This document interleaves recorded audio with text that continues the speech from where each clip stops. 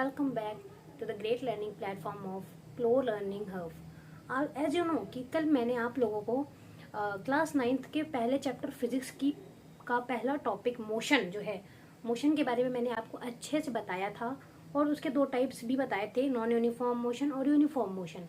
तो मोशन के बारे में आगे चलने से पहले मैं ये चाहूँगी कि आपने, मुझे पता है कि आप लोगों ने फिजिक्स की डेफिनेशन काफ़ी अच्छे से लर्न कर ली होगी, उसको अपने नोट्स में राइट भी कर लिया होगा। तो अब मैं आपको मोशन की डेफिनेशन दे रही हूँ, यूनिफॉर्म और नॉन यूनिफॉर्म मोशन के बारे में बता रही हूँ, और उसके बाद डिस्टेंस और डिस्प्लेसमेंट, ये चीज़ें भी आपको हम दे रहे हैं। तो इससे पहले कि मैं आगे बढ़ूँ, इन सब की डेफिनेशंस मैं आपको आपकी स्क्रीन पर दे रही हूँ और आप इसे अच्छे से एक बार रीड कर लीजिए, अपनी कॉपी में राइट कर लीजिए। उसके बाद मैं आपको इस चीज़ को फर्दर और अच्छे से एक्सप्लेन करती हूँ। ओके,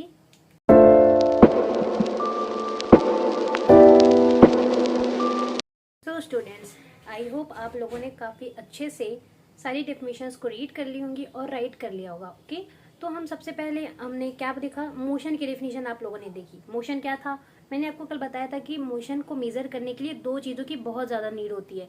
पहली चीज़ है क्या, पहली चीज़ है हमारी मोशन के लिए reference, point of reference. Okay, point of reference बहुत ज़्यादा ज़रूरी होता है। और दूसरा चीज़ है ऑब्जर्वर, आप कहाँ से चीज़ें ऑब्जर्व कर रहे हो वो मायने रखता है, और पॉइंट ऑफ रेफरेंस मायने रखता है कि आप किस चीज़ को देख रहे हो। यानी इन चीज़ों के बीच में आप मोशन को डिफाइन कर सकते हैं। तो मैंने आपको बताया था motion is defined as the point of reference, change in point of reference and observer. Observer और पॉइंट ऑफ रेफरेंस के बीच में जो चेंज होता है उसको हम मोशन कहते हैं। ओके, तो पॉइंट ऑफ रेफरेंस से मैंने आपको एग्जांपल के थ्रू भी समझाया था, तो आई होप आपको मोशन अच्छे से समझ में आ गया होगा। तो अब अभी अभी आप लोगों ने देखा मोशन के बारे में, मोशन की डेफिनेशन आप लोगों ने देखी। उसके बाद आप लोगों ने देखा टाइप ऑफ मोशंस। क्या देखा, टाइप ऑफ मोशंस। फिजिक्स का start he type of motion से होता है। आप लोग आगे देखेंगे न्यूटन्स ने लॉज ऑफ मोशन दिए, 3 इक्वेशंस दिए उन्होंने, आप लोग आगे पढ़ेंगे उसके बारे में। फिलहाल हम मोशन के बारे में डिस्कस कर रहे हैं। मोशन के मेनली दो टाइप्स, वैसे कहने को तो बहुत सारे टाइप्स होते हैं, बुक्स में दिया होता है, लेकिन मेनली जो टाइप्स होते हैं वो होते हैं दो। पहला होता है यूनिफॉर्म मोशन और दूसरा होता है नॉन यूनिफॉर्म मोशन। अभी अभी आप लोगों ने यूनिफॉर्म मोशन की डेफिनेशन काफी अच्छे से देखी। क्या था यूनिफॉर्म मोशन का डेफिनेशन, मैं आपको दोबारा रिवाइज कराती हूँ। ओके, तो यूनिफॉर्म मोशन का डेफिनेशन ये था कि डिस्टेंस कवर्ड बाय पार्टिकल या ऑब्जेक्ट, जो भी है, डिस्टेंस कवर्ड बाय पार्टिकल और object in equal time interval, यानी इक्वल डिस्टेंस ट्रेवल करना है इक्वल टाइम इंटरवल में, तो उसे हम यूनिफॉर्म मोशन डिफाइन करते हैं। और वही नॉन यूनिफॉर्म मोशन आप देखेंगे तो नॉन यूनिफॉर्म मोशन ये कहता है कि आप अनइक्वल डिस्टेंस ट्रेवल करिए इक्वल टाइम इंटरवल में। तो ये था हमारा नॉन यूनिफॉर्म मोशन, जिसकी डेफिनेशन मैंने आपको ऑलरेडी स्क्रीन पर दी थी एंड आई होप आप लोगों ने अच्छे से उसको करी होगी। तो पहला हम लोगों ने क्या पढ़ा, पहला हम लोगों ने यूनिफॉर्म मोशन पढ़ा, उसके बाद हम लोगों ने नॉन यूनिफॉर्म मोशन पढ़ा, इसकी डेफिनेशंस पढ़ी। मैं आपको फिर से एक बार रिकॉल करवाती हूँ। देखिए, यूनिफॉर्म मोशन क्या होता है, यूनिफॉर्म मोशन होता है when the distance travel in equal distance travel in equal time interval. And non uniform motion how can you define, तो non uniform motion will defined as कि unequal distance travel in equal time interval, यानी unequal distance हो equal time interval में, तो हम उस तरह के मोशन को नॉन यूनिफॉर्म मोशन कहते हैं। इसके बाद हम अगला टॉपिक डिस्कस करेंगे जो अभी अभी आप लोगों ने पीपीटी पे पढ़ा। क्या दिया था उसमें दिया था डिस्टेंस और डिस्प्लेसमेंट के बारे में। तो हम देखें डिस्टेंस क्या होता है, आप लोगों ने अभी देखा, डिस्टेंस होता है स्पीड अपॉन में टाइम। ओके, या हम बोल सकते हैं स्पीड पर यूनिट टाइम भी हमारा डिस्टेंस कहलाता है। डिस्टेंस हमारा कैसा क्वांटिटी है, डिस्टेंस जो है हमारा वो है एक वेक्टर क्वांटिटी। अभी अभी आप लोगों ने देखा, अब आगे मैं आपको ये भी बताऊंगी, आगे की पीपीटी में आपको दिया जाएगा कि वेक्टर क्वांटिटी क्या होता है, ये शायद दिया हुआ है। तो वेक्टर क्वांटिटी क्या होता है और स्केलर क्वांटिटी क्या होता है, ठीक है। तो अभी अभी आप लोगों ने देखा कि वेक्टर क्वांटिटी क्या होता है। देखिए, मैं आपको समझाती हूँ वेक्टर क्वांटिटी क्या होता है। वेक्टर क्वांटिटी हम ऐसी क्वांटिटी को कहते हैं जिसमें जिसको रिप्रेजेंट करने के लिए आपको किसकी नीड होती है, वेक्टर क्वांटिटी को रिप्रेजेंट करने के लिए आपको मैग्नीट्यूड और साथ में डायरेक्शन दोनों की नीड होती है। So if you want to represent the vector quantity then you must have to select both the things, first is magnitude and second is direction. Okay, तो इन दोनों चीज को आपको बहुत अच्छे से डिफाइन करना होता है।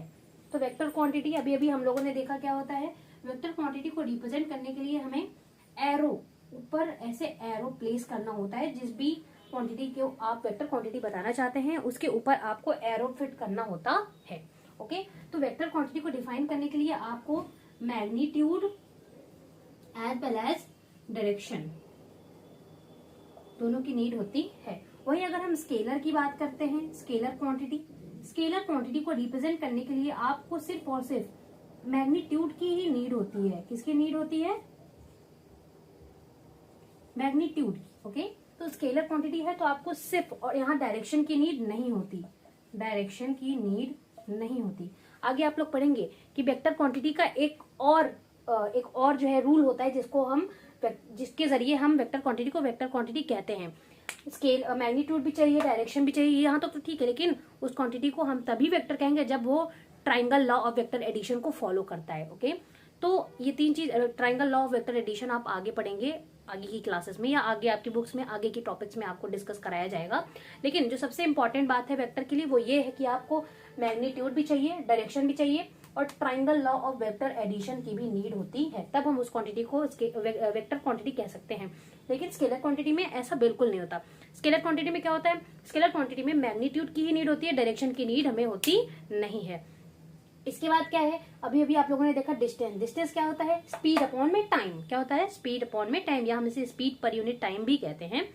देखिए, डिस्टेंस जो होता है वेक्टर क्वांटिटी नहीं होता। डिस्टेंस होता है, क्या होता है बताइए आप लोग? डिस्टेंस होता है स्केलर क्वांटिटी। आप लोग को एज यू नो आप लोग जानते ही होंगे, क्या आप लोग बताएं। वो दरअसल मैं अक्सर ऑफलाइन ही बच्चों को पढ़ाया है, तो ऑफलाइन पढ़ाते वक्त तो ऐसा लगता है कि जैसे सामने बच्चे बैठे हुए हैं, मैं पूछ लूंगी तो वो आंसर दे देंगे। लेकिन कोई बात नहीं, आप लोग कमेंट सेक्शन में आंसर जरूर दीजिएगा। ओके, आपको समझ आया अच्छे से कि नहीं? फिलहाल हम डिस्टेंस डिस्कस करते हैं। डिस्टेंस क्या होता है? डिस्टेंस होता है हमारा स्पीड अपॉन में टाइम। डिस्टेंस हमारा एक स्केलर क्वांटिटी होता है। क्या होता है? स्केलर। और आपको एक चीज और बता दें कि जो हमारा स्पीड होता है ना, स्पीड भी एक स्केलर क्वांटिटी ही होता है। स्पीड क्या होता है? स्पीड भी हमारा एक स्केलर क्वांटिटी ही होता है। तो स्केलर क्वांटिटी स्पीड होने की वजह से डिस्टेंस भी हमारा स्केलर क्वांटिटी होता है। डिस्टेंस के बारे में हम और बातें डिस्कस करते हैं। देखिए, जैसे डिस्टेंस टाइम के साथ हमेशा इंक्रीज करता है। Distance should be zero. Distance zero हो सकता है अगर कोई भी ऑब्जेक्ट अपनी जगह खड़ा है, उसने कहीं पोजीशन चेंज ही नहीं करी, तो उसका डिस्टेंस जीरो माना जाएगा। लेकिन अगर बॉडी उठी, बॉडी मूव करना स्टार्ट की, बॉडी चलना शुरू की, तो वो टाइम के साथ डिस्टेंस हमेशा इंक्रीज करता है। Distance should never be decrease with time, यानी लगातार टाइम के बढ़ने के साथ साथ डिस्टेंस कभी भी डिक्रीज नहीं करेगा। डिस्टेंस हमारा एक स्केलर क्वांटिटी होता है। Distance is equal to speed upon time होता है। इतना आप लोग जान लिए हैं। अब देखिए, डिस्टेंस और डिस्प्लेसमेंट मैं आपको आज अच्छे से क्लियर करूंगी, बहुत अच्छे से पढ़ाऊंगी, सभी फॉर्मूले दूंगी, और उसके बाद आप लोगों को डिस्टेंस और स्पीड के लिए न्यूमेरिकल मैं आपको कल करवाऊंगी। फिलहाल हम आज अब डिस्प्लेसमेंट पर कंटिन्यू करते हैं। डिस्प्लेसमेंट में मैं क्या बताऊंगी आप लोगों को? देखिए, डिस्प्लेसमेंट होता है change in position upon time. क्या होता है? Change in position upon time, यानी final position minus initial position. Final position minus initial position क्या होता है? हमारा डिस्प्लेसमेंट। तो चूंकि डिस्प्लेसमेंट में चेंज होता है, राइट, डिस्प्लेसमेंट को रिप्रेजेंट करने के लिए हमें वेक्टर यानी डायरेक्शन के साथ साथ मैग्नीट्यूड की भी जरूरत पड़ती है, तो उसको हम वेक्टर क्वांटिटी कहते हैं। ओके, तो डिस्प्लेसमेंट हमारा कैसा क्वांटिटी होता है? डिस्प्लेसमेंट होता है हमारा वेक्टर क्वांटिटी। कैसा क्वांटिटी होता है? Vector quantity. मैंने आपको पीपीटी में दिया है, मैं आगे भी एक बार फिर से सभी डेफिनेशंस को रिकॉल करने के लिए आपको सामने स्क्रीन पर मैंने सब डेफिनेशंस वापस से दे देनी है। ओके, तो हम लोगों ने भी डिस्प्लेसमेंट के बारे में जाना है। डिस्प्लेसमेंट देखिए, डिस्प्लेसमेंट हमारा एक वेक्टर क्वांटिटी होता है, ठीक। तो वेक्टर क्वांटिटी जो होता है वो हमारा डिस्प्लेसमेंट होता है। डिस्प्लेसमेंट चेंज इन पोजीशन होता है, फाइनल पोजीशन माइनस का इनिशियल पोजीशन, ठीक। अब देखिए, जो डिस्प्लेसमेंट होता है, डिस्प्लेसमेंट हमेशा टाइम के साथ, ऐसा नहीं है कि डिस्प्लेसमेंट टाइम के साथ इंक्रीज ही करेगा। सपोज दैट, आप समझिए, आपने अपना बैग उठाया, आप स्कूल को गए, बैग उठाया स्कूल को गए, ठीक, फिर स्कूल से वापस आप आ गए कहाँ पे? अपने घर। तो यहाँ हुआ डिस्प्लेसमेंट जीरो। फाइनल पोजीशन जब इनिशियल पोजीशन के इक्वल हो जाती है तो वहां पर डिस्प्लेसमेंट जीरो होता है। तो टाइम बढ़ने के साथ अगर टाइम इंक्रीज कर रहा है तो टाइम इंक्रीज होने के साथ साथ डिस्प्लेसमेंट जीरो हो सकता है। लेकिन आपने डिस्टेंस में ऐसा नहीं देखा। डिस्टेंस में क्या होता है कि टाइम जब इंक्रीज करता है तो डिस्टेंस भी इंक्रीज करता है। Distance should never be increase, या डिस्टेंस की वैल्यू कभी भी नेगेटिव में नहीं आती है। वो नेगेटिव साइन अगर लगा है तो आपको बस इतना ही बताएगा कि डिस्टेंस आगे नहीं जा रहा है, बैकवर्ड जा रहा है। ठीक, देखिए तो डिस्प्लेसमेंट मैंने अभी आपको समझाया। डिस्प्लेसमेंट हमारा वेक्टर क्वांटिटी होता है। ओके, डिस्प्लेसमेंट जो होता है वो टाइम के साथ जीरो हो सकता है। डिस्प्लेसमेंट जीरो हो सकता है। डिस्प्लेसमेंट होता है चेंज इन पोजीशन। क्या होता है? Change in position. And change in displacement, क्या?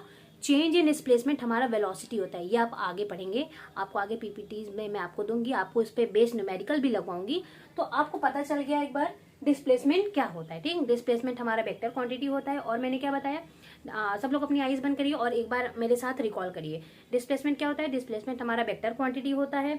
और क्या होता है? डिस्प्लेसमेंट चेंज इन पोजीशन होता है, यानी फाइनल माइनस इनिशियल पोजीशन।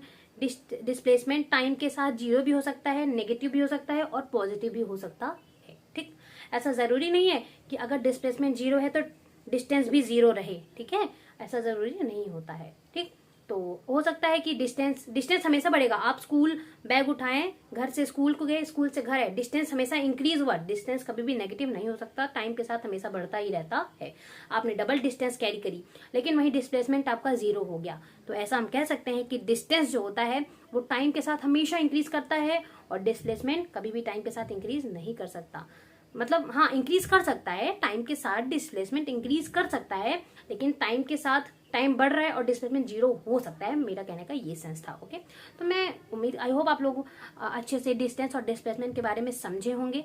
और डिस्टेंस और डिस्प्लेसमेंट का फॉर्मूला और शीट मैं आपको अभी आपकी कंप्यूटर स्क्रीन पर दे रही हूँ, आप उसको अच्छे से पढ़िए और उसको अपनी कॉपी में नोट करिए। ओके, उसके बाद मैं आप लोगों को आगे उसको एक्सप्लेन करती हूँ। ओके,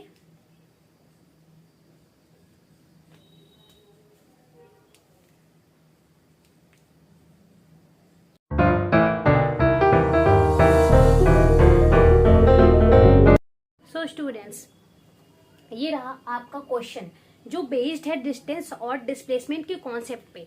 अभी अभी आप लोगों ने पढ़ा डिस्टेंस क्या होता है। डिस्टेंस टाइम के साथ हमेशा इंक्रीज करता है, वो कभी घटता नहीं। आदमी कितना भी चल रहा है, बॉडी कितना भी मूव करिए, अगर वो आगे फर्दर डायरेक्शन में मूव करिए तो डिस्टेंस हमेशा जितना वो चल रही है उतना आप ऐड करते जाइए, आपको टोटल डिस्टेंस मिल जाएगा। उसके बाद displacement final minus initial position, और अगर फाइनल और इनिशियल पोजीशन सेम है तो वहां पे डिस्प्लेसमेंट आपका जीरो आता है।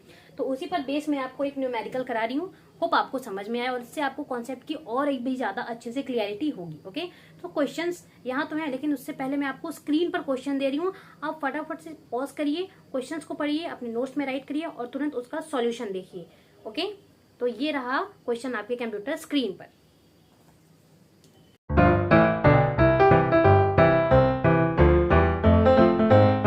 स्टूडेंट्स, मेरे हिंट देने के बाद मैं आई होप कि आप लोगों ने क्वेश्चंस को सॉल्व किया होगा और आंसर भी सही ले आया होगा।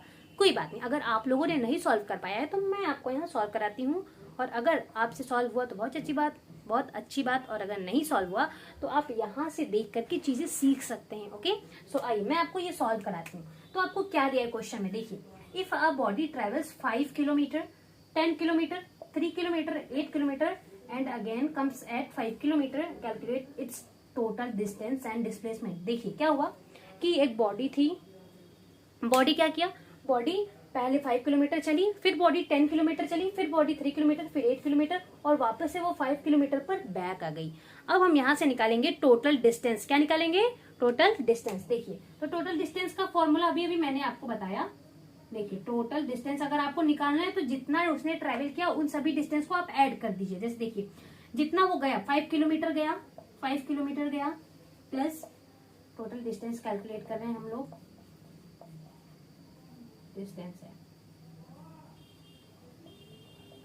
ठीक, तो 5 किलोमीटर गया, उसके बाद वो गया 10 किलोमीटर,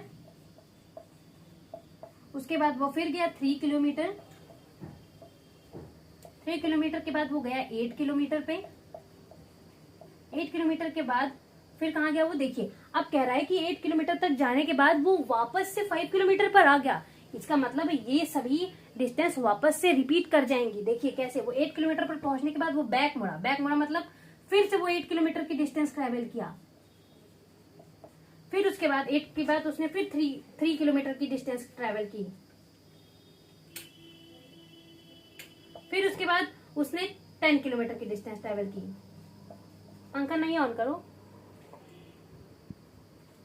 उसके बाद क्या हुआ देखिए, तो 10 किलोमीटर की डिस्टेंस उसने ट्रेवल करी। उसके बाद क्या हुआ देखिए, मैं मतलब कि पहले 5 किलोमीटर डिस्टेंस से वो बैक गया, लास्ट में उसने 5 किलोमीटर डिस्टेंस पर आके वो स्टॉप कर गया।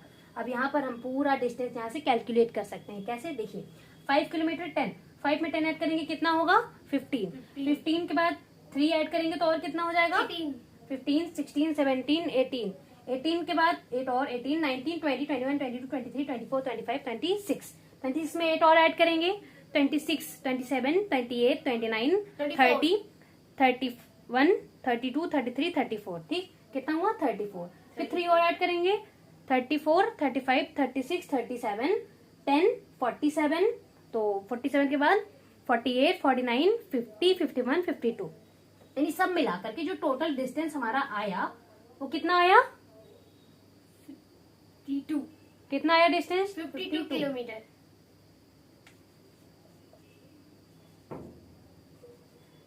One second, let me check it.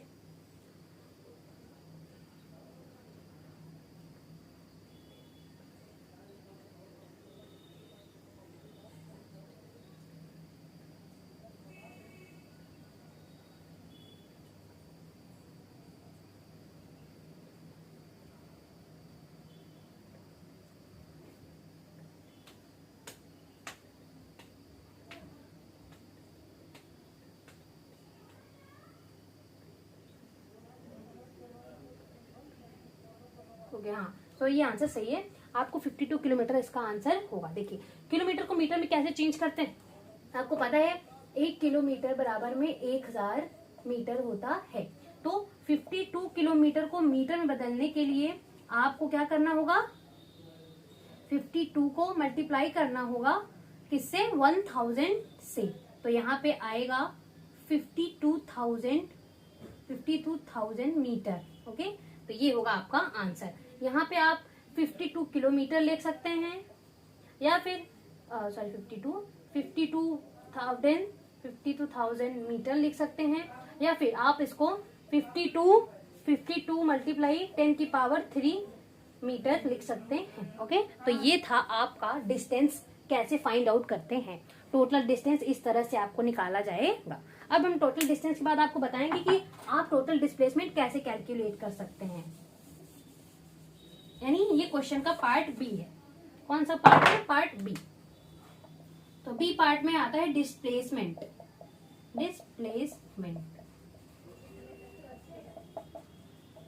देखिए, डिस्प्लेसमेंट हम कैसे कैलकुलेट करते हैं।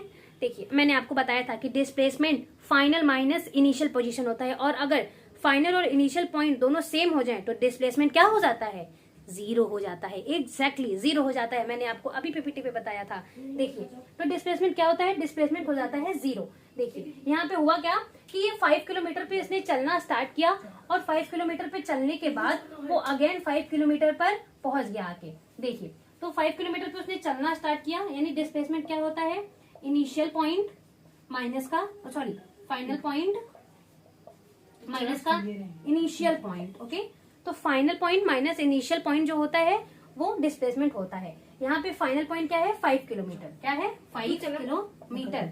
5 किलोमीटर है फाइनल पॉइंट, और इनिशियल पॉइंट क्या है, 5 किलोमीटर।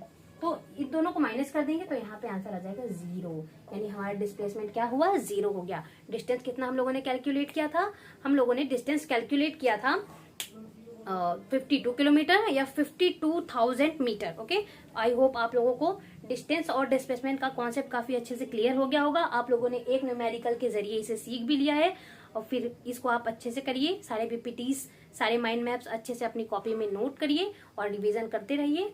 अब मिलते हैं आपको नेक्स्ट वीडियो में। Thank you very much.